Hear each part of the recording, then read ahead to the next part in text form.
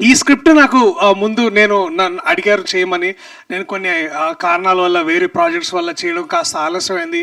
అయినా నాకు తెలుసు ఎక్కడో మైండ్‌లో ఎక్కడో ఒక రాజ్ గారి దగ్గర ఒక అన్‌స్టాపబుల్ బగ్ ఉంటదనమాట. నన్నెవరు ఆపేది?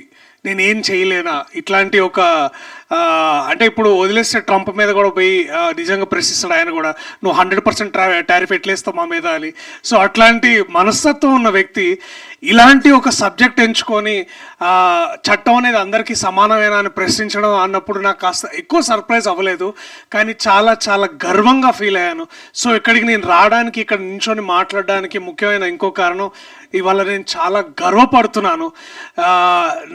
నేను అన్నగా భావించే రాజు గారు ఇలాంటి ఒక సబ్జెక్ట్ తోటి, ఇలాంటి ఒక ఇంపార్టెంట్ టాపిక్ని తీసుకొచ్చి హిస్టరీలోకి మళ్ళీ వెనక్కి వెళ్ళి ఇలాంటి సమాధానాలు, ఇలాంటి ప్రశ్నలు మళ్ళీ అడగడం చాలా చాలా ఇంపార్టెంట్ అని భావించి ఇలాంటి సినిమాలు చేయడం నిజంగా నేను ఎంతో గర్వపడుతున్నాను.